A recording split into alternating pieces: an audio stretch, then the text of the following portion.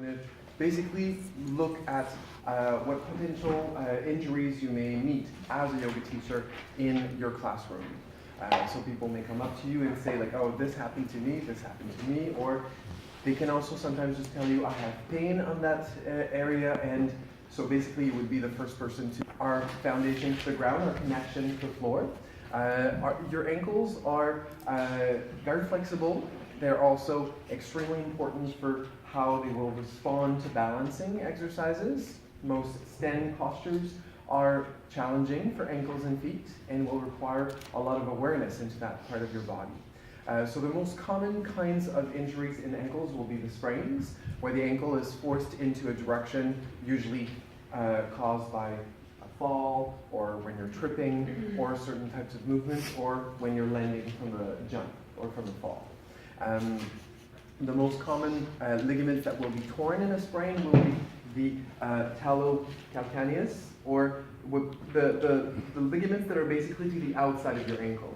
The most common way that people will sprain their ankle is by stepping off in something, and the ankle will get sickled inwards into what we call a pronation movement.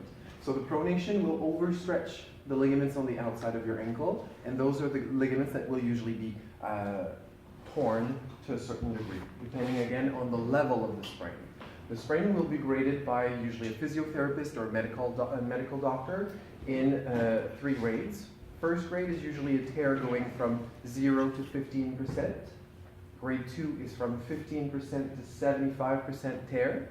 So that's serious. When it's a second degree sprain, it's fairly serious, though there's hope. It means that there's still sufficient tissue left so that it can glue mostly back together. There usually is an increase in mobility and less stability, but all in all, there's hope for healing. When we're going though to the third level of sprain, there's usually from 75 to 100%. So it's just a phone. Don't break it. Scared me. So from 75 to 100% tear. And that's when the result of the healing will be uncertain. This is sometimes when people will be left with a chronic instability within the joint. This is something that can happen also in other joints, though the ankles are the most commonly sprained joints in that fashion, where there will be such a ligament tear that there would be compromising aspects into the stability of the joint. Fortunately though, there are muscles that are helping also for stabilizing. So even though you have sustained a 3rd degree sprain in your ankles, there are still muscles that can help support the joints. So even in yoga, especially in standing postures, like tree pose, or even the warrior postures, triangle pose, there are postures though that can be really good to help strengthen your ankles, though they have to be done according to how much you have healed. Maybe the first things that you would like to warn a person that has sustained a very intense ankle sprain would be to always have either a little piece of blanket or a little bit of a cushion available, so that basically when they're in their warriors and they're trying to have their foot off to an angle, what you want to prevent is for the ankle again to get that very deep pronation. So basically you don't want the ankle to be going into a deep pronation where the inside of the foot lifts too much and the outside has to press out. So basically you would want to make sure that the foot can stay a little bit more neutral, so that the muscles on the outside of the leg can be activated and you keep the ankle from going deep. So let's say yes. The injury was on the outside. Yes. Then So you want to support the outside. The outside. That's it. So basically, if you look at my foot, my ankle keeps a very neutral alignment, and this is why what you can see in the little images, you have supination, pronation, and neutral. So basically, oh, they've been inverted. Oh no, sorry, zero. I'm mistaken. So supination. I was saying it wrong since the very beginning. So supination. Yes, when you turn the ankle inwards. So basically this is a really, really good way to prevent it. So if you have a blanket available or a sandbag, this can just prevent your ankle from sickling too much and turning outwards too much. So basically you're removing the intense stretch that could happen to the inside of the outside of the ankle, and Therefore, you make sure that they don't further injure themselves or that they constantly. Supination that does. Supination, yes, outside, yes, okay. yes. It's the Yes. outside. I inverted it. Wait, Sunday so, morning for me too. so wait, the whole thing wasn't pronation? No, it's supination, sorry. All of it is supination. What you were saying, not pronation outside of the foot. Yeah. Whenever your ankle is going like this, Yes. it is supination. Oh, okay. Sorry, that was my mistake. Oh, okay. That was my mistake. I inverted them. I thought supination is on your back. Supination is whenever basically the inner surface goes up to Oh, look so, in. okay, yes. A Oh, good okay, trick in yes, French, okay. supplier, supination, pronation to take, to hold, prendre. So those are good tricks in French to remember if you're not certain. Sometimes we can stumble mistakes. So this is probably one of the best tricks you can do to make sure that you will help, especially in standing postures. Also, other ways that you want to make sure that the foot will be neutral is by taking the time to always assess, is your knee above your ankle? Are you activating your foot? The bundas of the foot can be activated through a spreading of the toes and imagining really that there's a little bit of a tent forming with your foot, as if you're trying to lift the very center of your foot while the heel, big toe, and small toe are still anchoring themselves down quite firmly. There was also a little exercise that I showed you where you basically would want to imagine that you lift, spread, and then only big and baby toe come back down. It's a really good exercise because it works on all three arches of your foot. The three arches of your foot are the medial, lateral, and transversal. Those are the three arches that will help keep the foot flexible and malleable, and also very able to keep reacting to strength. So when you're jumping, those arches are what first absorb your weight as you come down to the ground. What was the last exercise, please? The last exercise, when you're standing, you want to spread and lift the toes first, and then you just bring the baby toe and the big toe back down.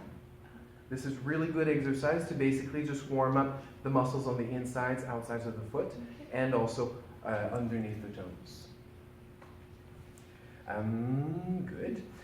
So other postures that will be sometimes problematic in seated postures, postures where you would tend to have a very intense pressure on the ankle. So basically when you're working on lotus, half lotus, this is something that you can very often see where the sole of the foot completely looks up.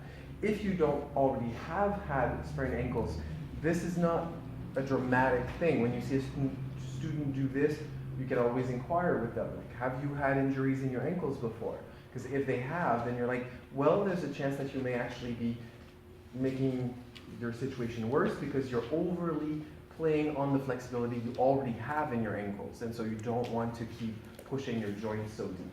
So basically what you'd like is to have the foot going all the way so that the ankle is on the top of the femur, and so your foot can be, again, into a dorsiflexion in order to activate those little muscles I was telling you about, the peroneal muscles and the tibialis anterior, to make the ankle and the knee much stronger. When you do that, you make sure that you protect the ligaments in your ankle, and you make it much, much stronger. So that action of dorsiflexion is a really good action to solidify the joints of the leg. Good. Other ways that you will see if the ankles will be sickle. So basically, if you're in a position like Vrasana, if you're sitting directly on your heels, you're trying as much as possible to have your feet pointing straight back. This is often what you can see. This is the sickling inwards. Again, it's a little bit more into a supination, and also it's putting a lot of strain a little bit more to the outside of the ankle instead of keeping them straight, and therefore the stretch is directly to the top of the ankle, which is much stronger and has much stronger muscles also to support it.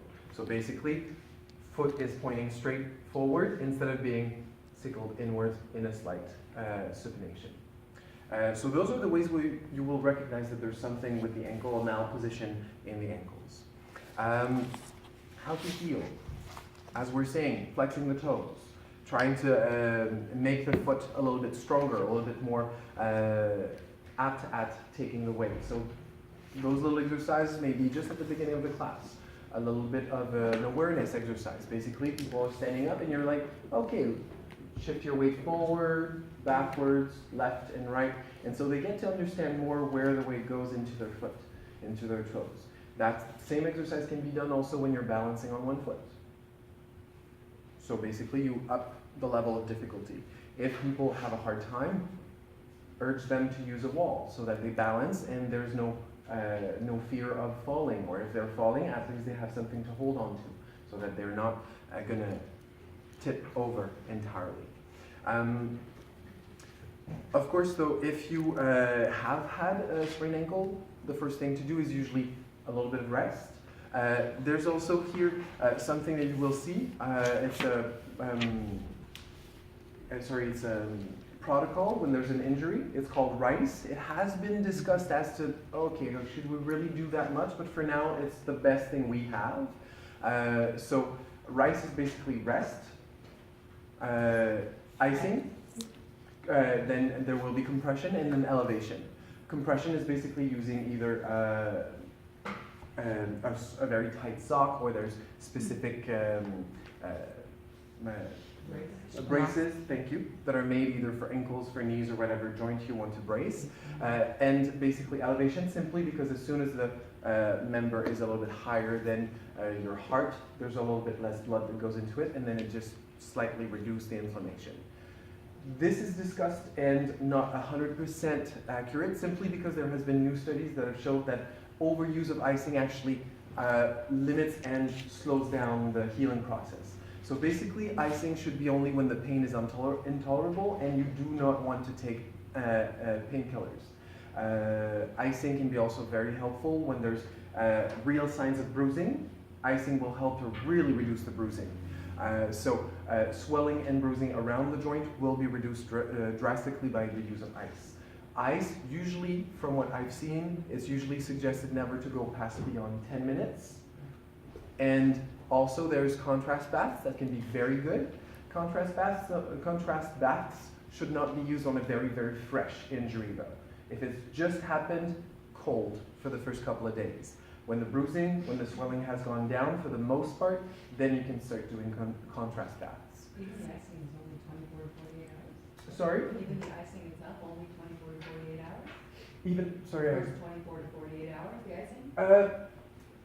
Then again, it depends. If it just happened, a little bit of icing basically will just make sure that it doesn't get huge. What you want to prevent is a gigantic swelling, because the swelling can actually further hurt the joint. Basically, you imagine like